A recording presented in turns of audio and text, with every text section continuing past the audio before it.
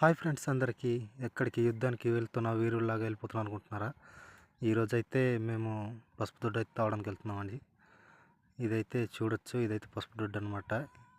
ఇదే పసుపు దొడ్డి తాగడానికైతే మా వాళ్ళు ప్రారంభించేశారు. చూడొచ్చు, మేము ఏ పనైనా ఊర్లో వాళ్ళందరూ కలిసికట్టుగా పని చేసుకుంటాము.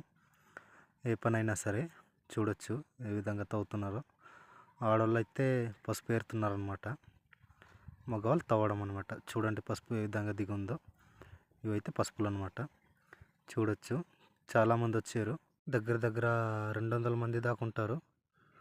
పని చేసిన తర్వాత ఆకలిస్తుందని గింజి అయితే ఇచ్చారనమాట, లంచ్ బ్రేక్ లాగా.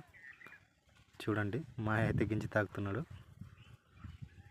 ఆడవాళ్ళు అయితే ఏరుతూనే ఉన్నారు. మగవాళ్ళు తాగిన తర్వాత ఆడవాళ్ళు అయితే తాగారనమాట.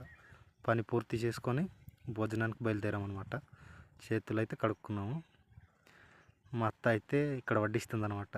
చూడొచ్చు, మా వాళ్ళు అయితే కూర్చొని తింటున్నారు. చూడండి, ఇక్కడ అందరు కూర్చొని తింటున్నారు అనమాట.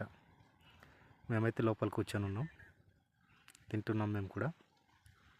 పప్పు సాంబార్ అయితే పెట్టారనమాట, చాలా బాగుంది.